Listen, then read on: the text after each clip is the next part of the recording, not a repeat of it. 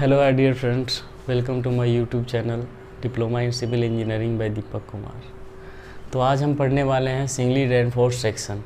तो हम जानेंगे कि सिंगली रेनफोर्स सेक्शन होता क्या है एंड सिंगली रेनफोर्स सेक्शन से जुड़े हुए बेसिक कॉन्सेप्ट एंड फार्मूला को आज हम जानेंगे। तो नाम से ये स्पष्ट है, सिंगली रेनफोर्स सेक्शन। तो मैंने पिछले लेक्चर में बताया था कि कंक्रीट जो होता है strong in compression but not strong in tension. इसलिए टेंशन जोन में हम क्या करते हैं कि स्टील को एज अ रेनफोर्समेंट हम यूज करते हैं, स्टील बार को। तो जिस स्ट्रक्चरल मेंबर में केवल टेंशन जोन में जिधर टेंशन आता है उधर ही केवल हम स्टील बार को प्रोवाइड करते हैं एज अ रेनफोर्समेंट, तो उसे कहा जाता है सिंगली रेनफोर्स सेक्शन। ठीक है, जैसे कि ये सेक्शन है, तो इस सेक्शन के ये न्यूट्रल एक्सिस है, ऊपर में जो है कंप्रेशन जोन है, इधर टेंशन जोन है। तो आप देख रहे हैं कि टेंशन जोन में ही स्टील प्रोवाइड किया गया है। तो ये कौन सा सेक्शन हो गया? Singly reinforce section.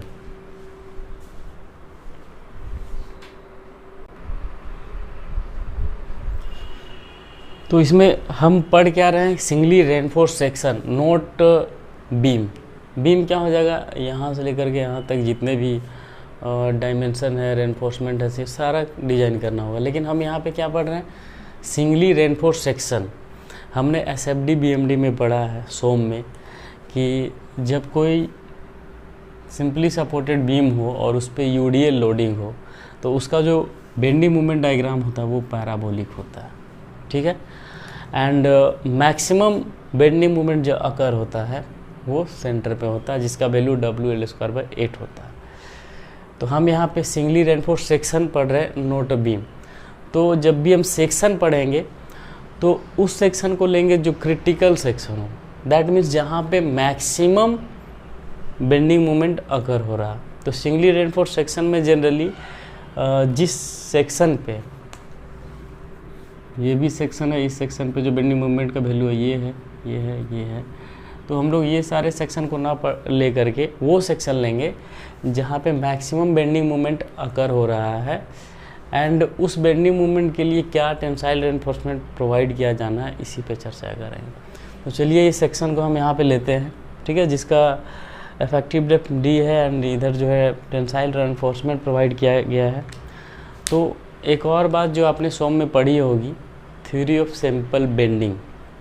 जब भी किसी बीम को, ये बीम है, ठीक है, सिंपली सपोर्टेड बीम, इस पे जब लोड दिया जाता है तो क्या होगा? ये ऐसे बेंड कर जाएगा।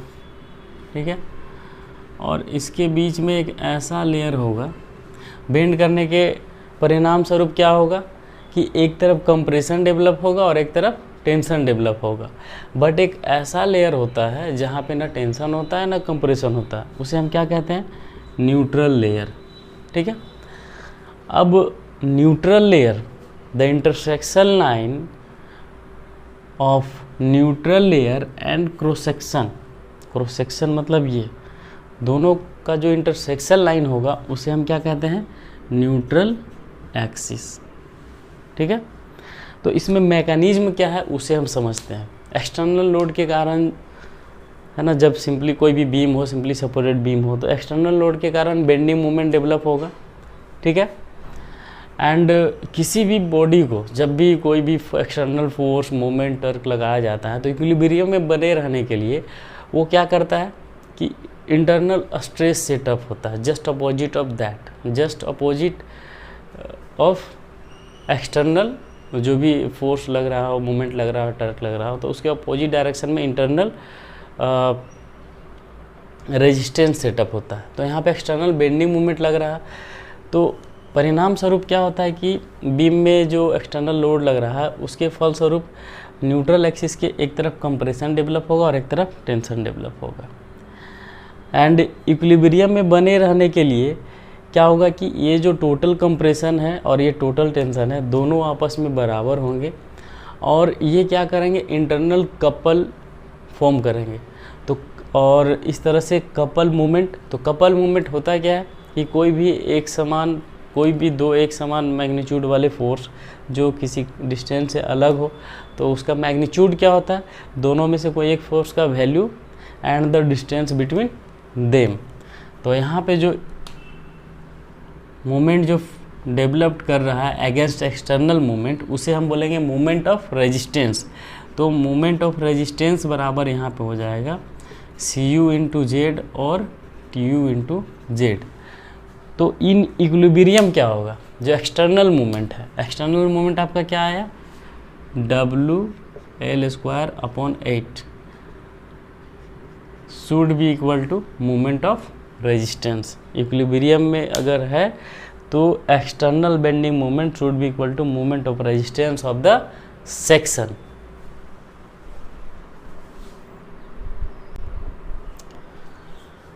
अब ये मोमेंट ऑफ रेजिस्टेंस या हम कह सकते हैं कि resistance offered by the body सब किस पे डिपेंड करता है कि किस क्वालिटी का मटेरियल हम यूज़ कर रहे हैं।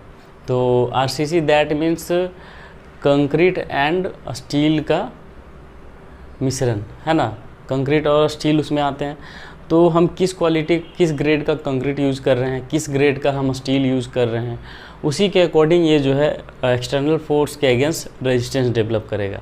तो जो एक्सटर्नल बेंडिंग मोमेंट आ रहा है तो उसके अगेंस्ट में ये मोमेंट ऑफ रेजिस्टेंस डेवलप कर रहा है। तो मोमेंट ऑफ रेजिस्टेंस मैक्सिमम ये कितना डेवलप कर सकता है ये डिपेंड करेगा स्टील एंड कंक्रीट के क्वालिटी पर, ठीक है। तो मैक्सिमम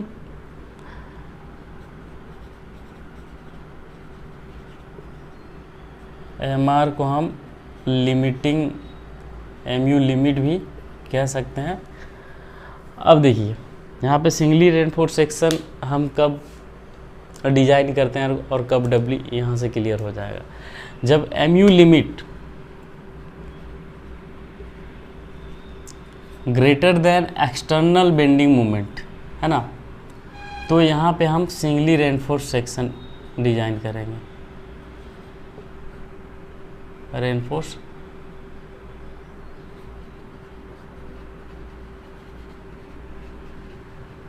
सेक्शन, बट जब एमयू लिमिट यानी कि max resistance max moment of resistance offered by the section is less than external bending moment, ठीक है, तब यहाँ पे हमें क्या करना होगा कि डबली रेनफोर्स सेक्शन डिजाइन करना होगा। दैट मीन्स टेंशन जोन में भी हमें रेनफोर्समेंट देना होगा एंड कंप्रेशन जोन में भी हमें रेनफोर्समेंट देना होगा। तो उसे हम डबली रेनफोर्स सेक्शन कहते हैं। कंडीशन क्या है कि maximum moment of resistance offered by the section अगर ग्रेटर देन हो जाए लेस देन हो जाए एक्सटर्नल बेंडिंग मोमेंट का, लोड के कारण जो एक्सटर्नल बेंडिंग मोमेंट डेवलप हो रहा वो जो है ज़्यादा रहे एमयू लिमिट से तो डबली करेंगे, एंड एक्सटर्नल बेंडिंग मोमेंट अगर कम होता है एमयू लिमिट से तो सिंगली रेनफोर्स सेक्शन का डिज़ाइन करेंगे। तो बेसिक ये मैकेनिज्म था जिस पे हम सिंगली रेनफोर्स सेक्शन का हम डिज़ाइन करते हैं।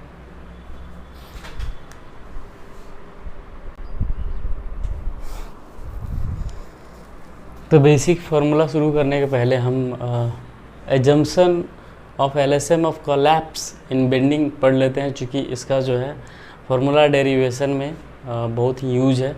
तो फर्स्ट एजम्पशन क्या है कि plane section perpendicular to the axis remain plane after bending, ठीक है। बेंडिंग के पहले जो सेक्शन प्लेन होते हैं है ना, एक्सिस के परपेंडिकुलर जितने भी सेक्शन होते हैं वो प्लेन होते हैं, वो आफ्टर बेंडिंग भी प्लेन ही होते हैं। And the max strain in concrete eight outer most compression fibre is taken and 0.0035 in bending. जब बेंडिंग अकर होता है ड्यू टू एक्सटर्नल लोडिंग तो कंप्रेशन जोन में, तो कंप्रेशन कौन लेता है सिंगल रेनफोर्स सेक्शन में, कंक्रीट लेता है। तो कंप्रेशन जोन में आउटर मोस्ट कंप्रेशन फाइबर पे जो मैक्सिमम कंप्रेशन होता है वो होता है मैक्सिमम कंप्रेशन स्ट्रेन जो होता है वो होता है 0.0035, ठीक है। ये neutral axis compression zone tension zone, and इसमें जो मैक्स स्ट्रेन जो है स्ट्रेन है इसमें क्या होता है लीनियर होता है ना, वो होता है 0.0035। Relation between stress strain in concrete is parabolic rectangle. 0.002 तक जब स्ट्रेन होता है तब तक ये पैराबोलिक होता है, आफ्टर दैट ये जो है रेक्टेंगुलर चला जाता है। And max stress at the outermost compression fibre equals to 0.446 FCK, maximum compressive stress. Tensile strength of concrete is ignored. क्यों इग्नोर किया जाता है? क्योंकि ये जो है क्रैक्ड सेक्शन, हम लोग जो पढ़ रहे हैं वो क्रैक्ड सेक्शन है। मैं बता दूं कि क्रैक्ड सेक्शन ये कैसे हुआ, क्योंकि हम जान रहे हैं कि जो कंक्रीट होता है वो टेंशन में वीक होता है एंड कंप्रेशन में मजबूत होता है। तो टेंशन जोन में जो है कि एक लिमिट कुछ हद तक जो है जब लोड धीरे धीरे मतलब एक्ट करता है तो दोनों मिलके ये कंप्रेसर, ये कंक्रीट भी एंड टेंशन भी दोनों मिलके जो है टेंशन को कैरी करते हैं। लेकिन ज़्यादा इसका टेंसाइल स्ट्रेंथ होता नहीं है, इस कारण जब इसके टेंसाइल स्ट्रेंथ से एक्सटर्नल लोडिंग के कारण एक्सीड कर जाता है स्ट्रेस कंक्रीट से, तो क्या होता है कि क्रैक कर जाता है। ठीक है, ये फर्दर टेंसाइल स्ट्रेस को नहीं बियर कर सकता है। तो इसके कारण क्या होता है कि दोनों का जो बॉन्ड होता है वो क्रैक हो जाता है, और जितने भी टेंशन फर्दर डेवलप होते हैं वो सब टेंशन रेनफोर्समेंट स्टील के द्वारा लिया जाता है। तो क्रैक्ड सेक्शन में होता क्या है कि नीचे कंक्रीट तो रहता है just as a cover, not as a structural member, मतलब कि वो जो है किसी भी तरह का कोई टेंशन कैरी नहीं करता, सारा टेंशन जो है स्टील के द्वारा ही कैरी किया जाता है। तो हम जो पढ़ रहे हैं ये क्रैक्ड सेक्शन पढ़ रहे हैं।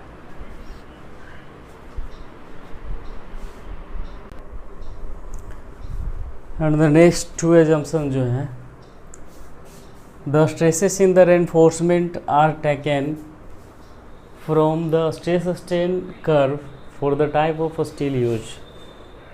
जो स्टील यूज किया जाएगा, चाहे FE माइल्ड स्टील हो, FE 250 या फिर FE 415 हो या 500 हो, तो जो स्टील यूज किया जाएगा सबका पार्टिकुलर अपना स्ट्रेस स्ट्रेन कर्व होता है। तो उसी कर्व को यूज करके हम स्ट्रेस को लेते हैं। And the next and important assumption is the max strain in the tension reinforcement in the section at failure shall not be less than, है ना। जो मैक्स स्ट्रेन होगा रेनफोर्समेंट में एट फेलर, वो जो है इससे कम होना चाहिए। FY/1.15 ES plus 0.002। FY stands for characteristic strength of steel and the ES stands for modulus of elasticity of steel।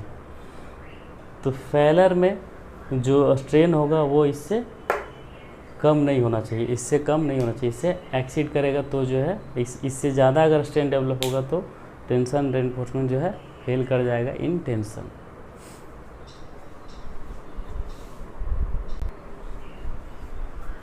So thank you so much for watching this lecture and मिलते हैं हम next lecture में basics formula and concept को लेकर के singly reinforced section का।